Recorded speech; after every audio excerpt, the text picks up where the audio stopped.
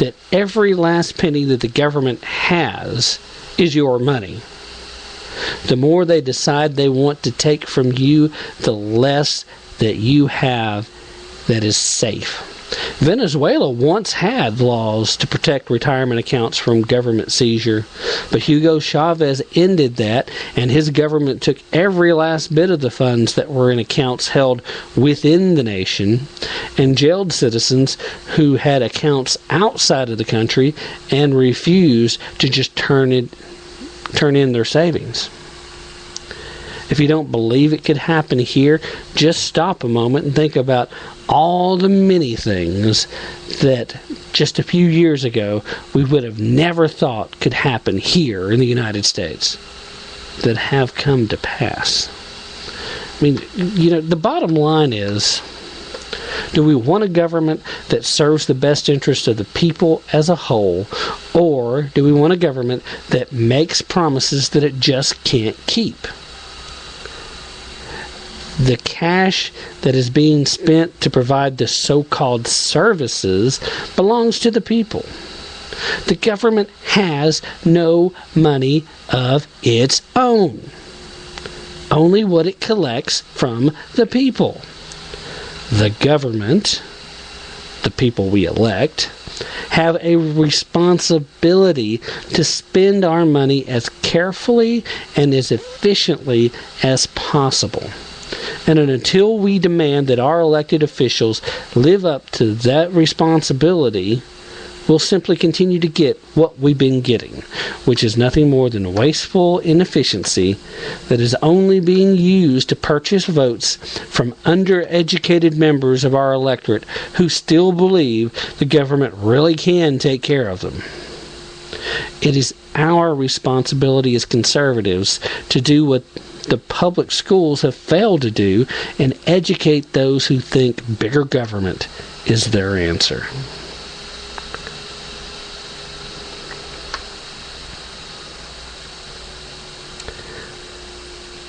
Well, as I've already mentioned, John Kerry is now Secretary of State. As such, we have a former Secretary of State in Hillary Clinton that finally gave her testimony in regards to Benghazi. While a lot of us were hoping we might actually finally get some answers about why Susan Rice was sent out to lie to people. And Susan Rice has been getting hit really hard by a lot of folks.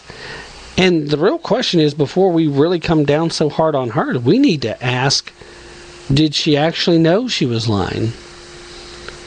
I mean, honestly, when you work around these people so long, I get this impression that Jay Carney is probably not such a bad guy. It's just he spends so much time around these people that the entire perception of reality just no longer seems to stick. When you hang out with liars all the time, you can't tell anymore when they're lying or when they're telling the truth because, they can't tell anymore. We're at a point now where when you listen to the occupier who was out running around the country, I think he was in Minnesota today, trying to gin up more support for getting you, the American people, to demand he take your guns away. Hillary Clinton has basically been given a pass on any kind of real testimony on what she knows about what actually happened in Benghazi. She's taken responsibility without taking the blame. How does one do that? How does that even happen? Why does Rand Paul take heat for telling Miss Clinton that if he was president, he would have dismissed her as Secretary of State? But she gets a pass on not knowing anything and saying, who cares about why Americans died at the hands of people we armed? Who cares why it happened? The American people care why it happened, Miss Clinton. And the American people should care. these people who stood up and applauded her for her little outburst, she pulled the exact same trick, and it was a trick that the occupier did in the debate with Romney. As soon as you get close to touching on an issue that they don't have a real answer for, they act angry at the accusation. How dare you say that? Who cares? These are my people. Blah, blah, blah, blah, blah. Righteous indignation instead of honest answer.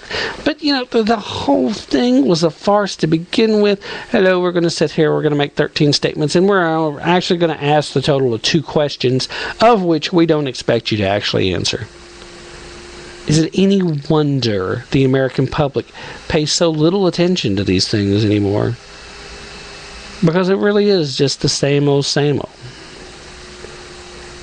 The political parties and the political punditry has become 2 versions of the same thing. And neither side moves forward with real answers, real solutions, any attempts.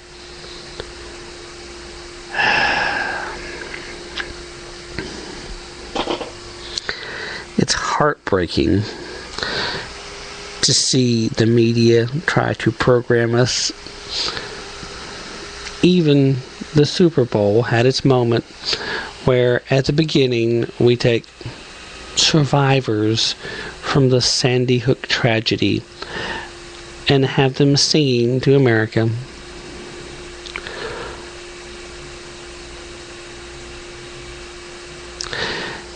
I did come across an interesting article the other day. I don't remember what it was. I'll look it back up and I'll mention it on a later broadcast again. But and the reason I find it interesting because I do vaguely recall this.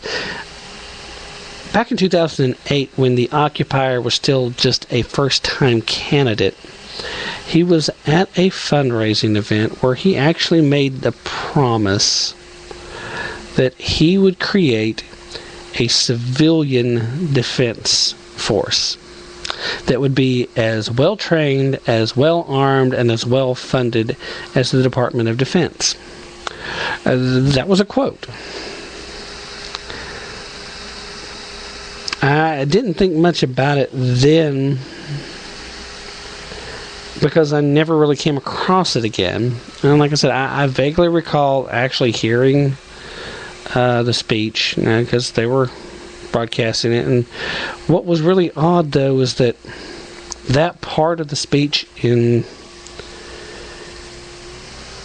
written form has been redacted. It's been cleaned up. It's no longer in the official record, and you can't find an audio clip anywhere that still has that part of the speech in it.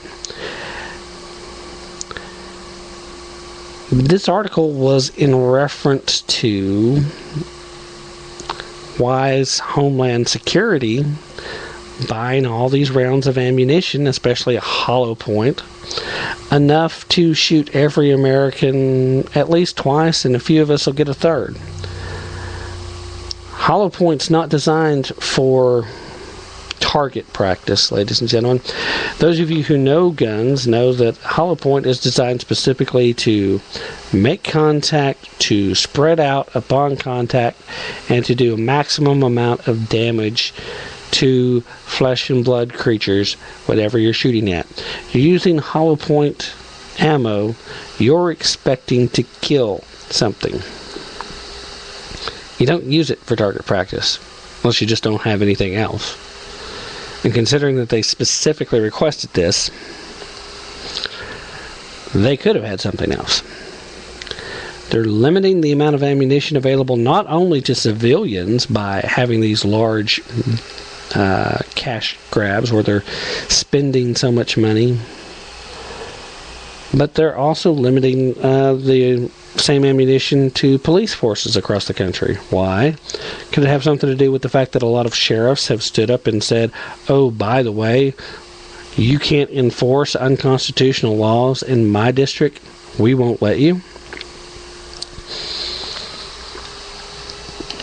I believe Wolf Blitzer was trying to tell a Utah sheriff that if Barack Obama makes an executive order that it's the law and he has to follow it. While you're a television host and not a lawyer there, Wolf, because executive orders were never designed to be considered law, ever. They're supposed to be policy, code of conduct for people within the executive branch. If you're the president, or occupying that office, as the case may be, then federal employees have to follow your mandates. If you're the governor, then state employees have to follow those mandates. Sheriff is normally a county office, doesn't fall under either mandate, so no, he doesn't have to follow an executive order, and neither does an average citizen. Executive orders do not have the power of law. So, Wolf, fact check yourself next time before you make another asinine statement.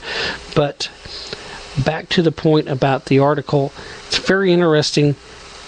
Is Homeland Security the one buying all this ammunition because they're in the process of arming a civilian security force? Why would you need a civilian security force anyway? Would it be because they would not have taken the military oath? You know, that pesky oath where you're honor bound to defend the Constitution and to defend citizens of the United States? Where you'd have direct answerability to, I don't know, probably the executive branch, aka the occupier, who could then give you an order and you wouldn't think twice about firing on civilians. I mean, supposedly from several reports I've seen over the course of the last 2 weeks, the litmus test for generals getting to move up under the current occupier's plan for military advancement, the litmus test is, will you fire on unarmed civilian citizens of the United States within our borders? You know, this isn't some conspiracy theory where folks are just making the accusation. There are credible reports that this is the questions being asked, and this is a significant part of what's necessary if you want to continue to raise above colonel level, or if you're in the Navy, captain level. Do you want to are you willing to fire upon civilians if that order is given? If you hesitate and then say yes, you're disqualified. You're supposed to say, yes, sir, I will fire on civilians if that order is given, without question.